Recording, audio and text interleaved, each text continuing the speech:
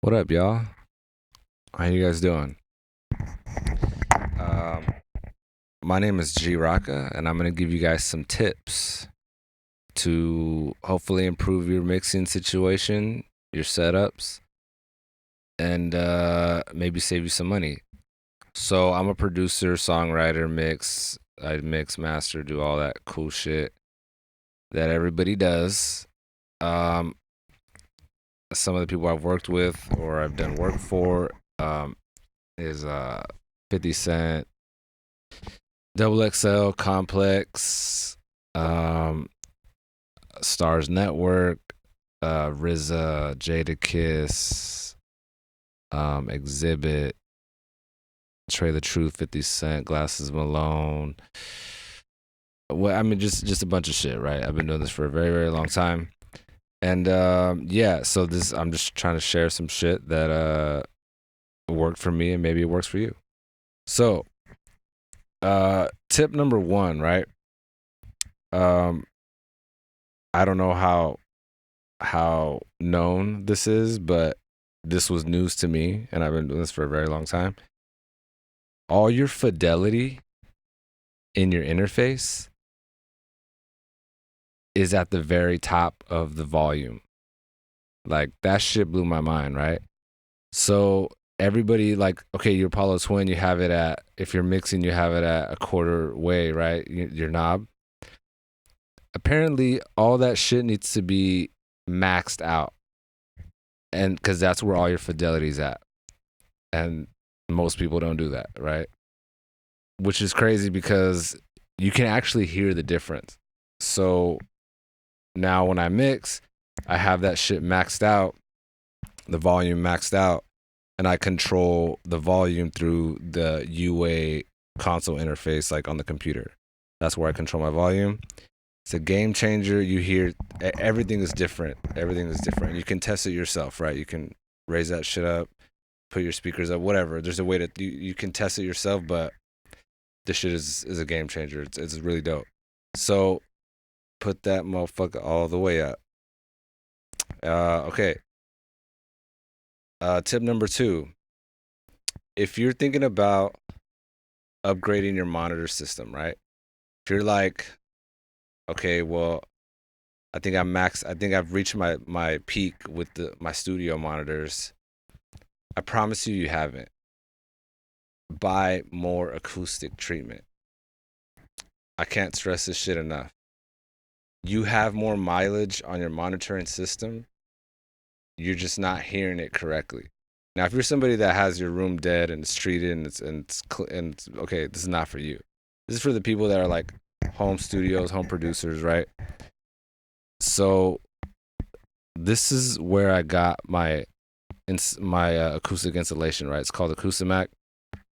All you do, you get a couple of packs of 703 Owens Corning. Get yourself some Rockwool as well, right?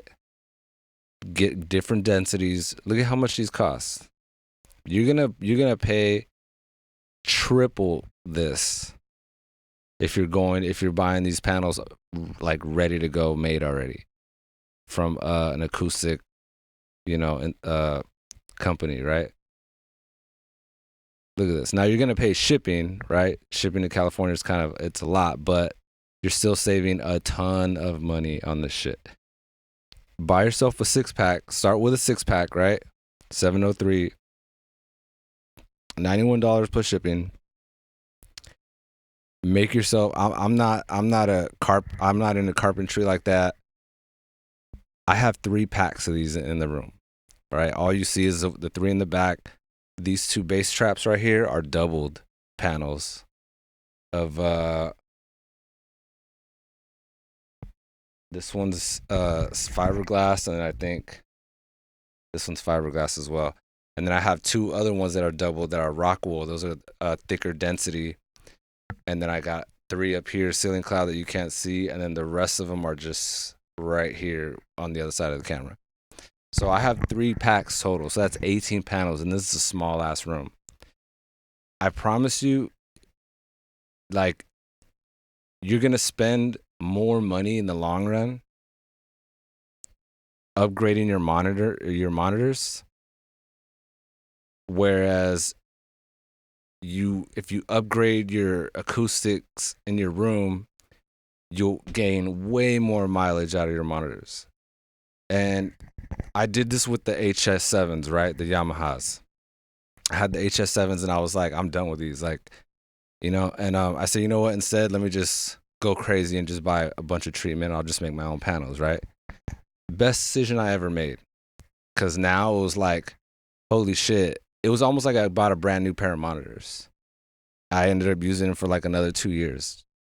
So it's like I saved so much money, right? So just upgrade your acoustics.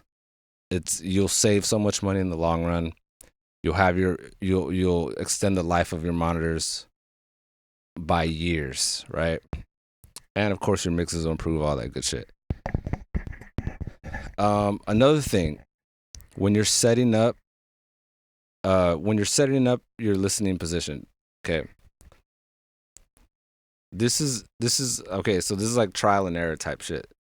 So your ears, the way your ears look matters on how you set up your triangle, right? And you see different things online. You want the tweeter directly at the ear. I've heard people say you want it behind the ear. The sweet spot is behind the ear. Okay, my ears are very flat, right? They're like very attached to my head. They're very flat. Some people have more fanned out ears. This all plays a part in how you capture the stereo image, right? And since my ears are flat, pointing the tweeter directly at my ear does not work because my ear is not catching everything that somebody with more fanned out ears might catch, right? So now that stereo image might be perfect for somebody with ears that are more fanned out. Mine are flat. So I have to point the tweeter behind my head. Does that make sense? And the best way to figure this out is when you're setting your shit up and you're angling your monitors, right? Trying to get that perfect spot. Mono your interface. Put that shit on mono. And you want that center phantom image to be like there's a damn near like a third speaker in front of your face. Okay? And not just a good phantom center, because you can have a good phantom center but it sounds muffled. If it sounds muffled, you need to turn those to aim behind your head, because that phantom center image should sound clean. Like the mids and the highs should sound very clear. Once you get that mono phantom center and it sounds very clean, then you pop that bitch out in stereo and you don't ever touch them again. And I promise you're gonna trip out. It's a huge difference, especially if you got flat ears like me. If you don't, and then you're cool. What else? This is kind of known already, but if you, excuse me, if you got a fucked up room, just get yourself some cubes. Just get yourself some cube monitors.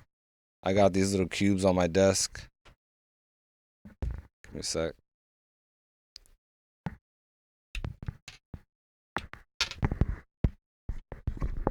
These are mine. These are Reftones right here. The Auratones sound a little bit too bright for my taste, and the mixed cubes have like this weird resonance in like the mids, like a honky weird resonance. These to me sound the most neutral. I get some good lows with these in the 200 hertz. You can hear the body of the vocals very nice with these. The highs are rolled off, so you're not getting pierced, and the mids give me like a little NS10 vibe, and they're really dope. I'm not trying to sell them, but just get yourself some cues if your room is fucked up. They're a game changer for your mixing. Everybody knows that shit. What else? Gotta put these back. Hold on.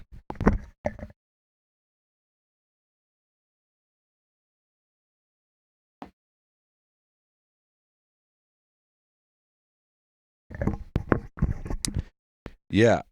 I know there's something else. There's something else, but I'm forgetting it. But yeah, that's pretty much it. But I just wanted to give some random tips that I was just thinking about right now. So, yep. Catch you guys on the next one.